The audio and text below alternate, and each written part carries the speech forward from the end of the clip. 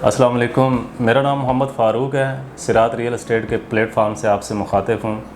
मैं एक real estate adviser हूँ। यहाँ पे अल्हम्दुलिल्लाह मैं 8 साल से काम कर रहा हूँ बेरेटोन कराची में। आज की वीडियो का हमारा जो टॉपिक है उस पर हम बात करेंगे कि रियल एस्टेट का जो ग्राफ है वो उसके ऊपर हम बात करेंगे वो किस तरफ जा रहा है।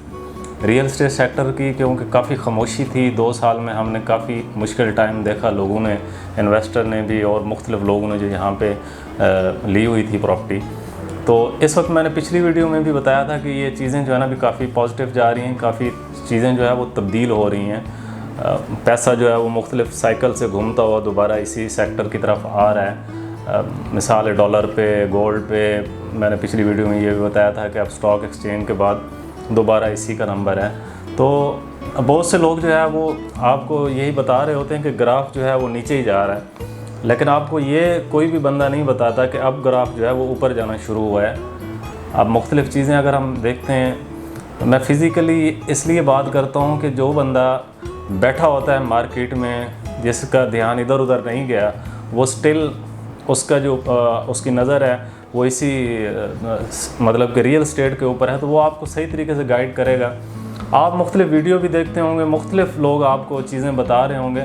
मैं कहता हूँ कि सिर्फ 20% ही पॉजिटिव वीडियो इसके ऊपर, इस सेक्टर के ऊपर बनना जिस दिन शुरू हो गई, तो ये जो सेक्टर है रियल एस्टेट का, ये ख़ुद ब खुद ही ऊपर जाना शुरू हो जाता है। तो आप मुख्तलिफ़ चीज़ें देखते होंगे कि वो आज तबाह हुआ, ये हो गया, रियल एस्टेट बैठ गई है। रियल एस्टेट नहीं बैठी, रेट बैठे थे, अब माशाल्लाह उनका रेट जो है काफ़ी ग्राफ ऊपर जा रहा है। तो इस वक्त की जो करंट सिचुएशन है, मैं समझता हूँ कि जो रेडी प्रॉपर्टी है, वो सिर्फ बहरिया की मैं बात नहीं कर रहा, मैं ओवरऑल बात कर रहा हूँ कि रेडी प्रॉपर्टी काफ़ी ज़्यादा जो है वो ऊपर गई है।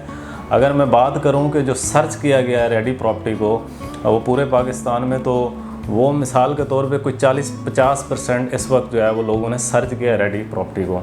अगर मैं कराची की बात करूँगा, यहाँ पे हर साल आपको तकरीबन कोई 70 से 80 हज़ार घरों की ज़रूरत है।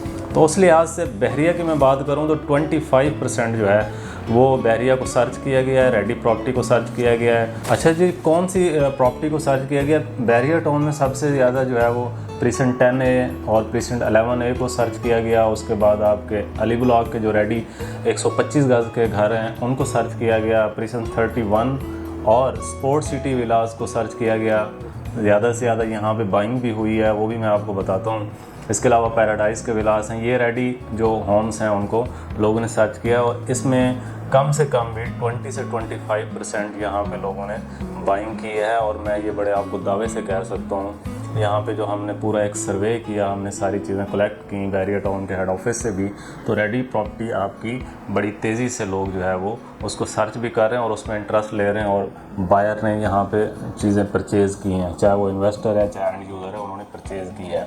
और प्लॉट्स की मैं बात करूं तो रेजिडेंशियल जो प्लॉट्स हैं उसमें प्रीसेंट 7 में कम से कम भी 1 से 2 महीने में, ये जो पिछले 1-2 महीने गुजरे हैं, इसमें सिर्फ मेरी टीम ने, जो यहाँ के हमारे ऑफिस की टीम ने, कम से कम भी 10 से 12 ट्रांजैक्शंस की हैं।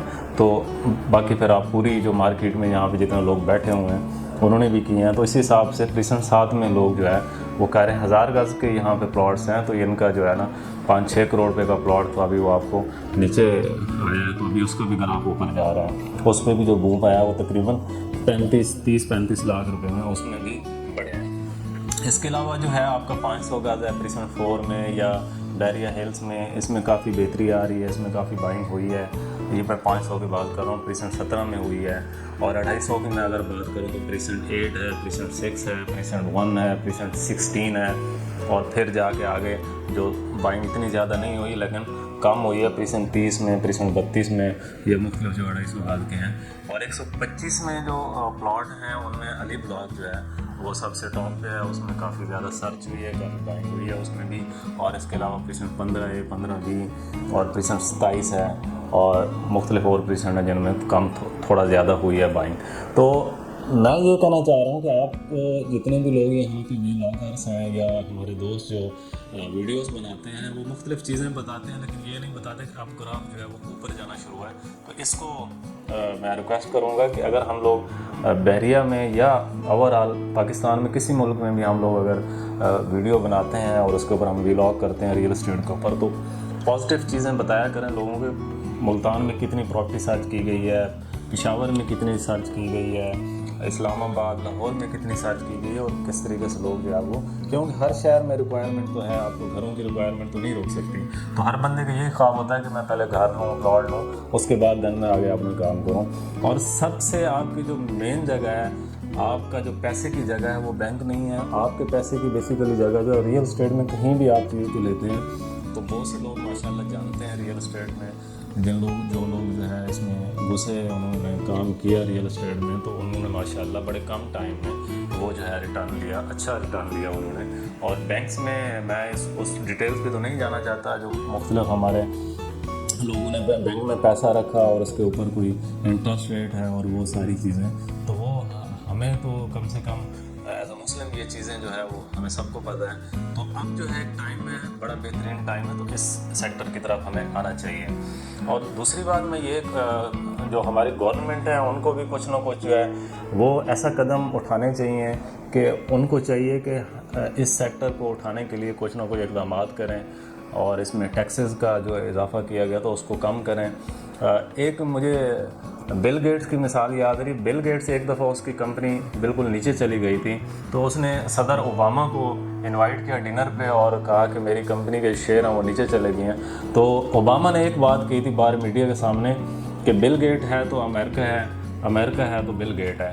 तो उसके बाद उन्होंने कहा जी आप तावन करें इनके साथ। तो उसके बाद आज तक बिल गेट की कंपनी कभी भी नीचे नहीं गई।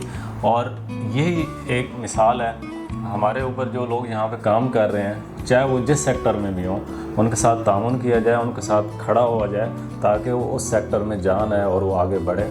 और मैं एक और बात भी कहना चाहता हूँ कि एक जो एडवाइज़र है या रियल एस्टेट कंसल्टेंट है, आपने उसके साथ टच रहना है, उसके साथ जो उसको जहाँ पे वो काम कर रहा है उससे आप पूरी इन्फॉर्मेशन ले सकते हैं। और एक एजेंट में और एक ब्रोकर में और एक रियल एस्टेट जो कंसल्टेंट है उसमें ज़मीन आसमान का फ़र्क होता है।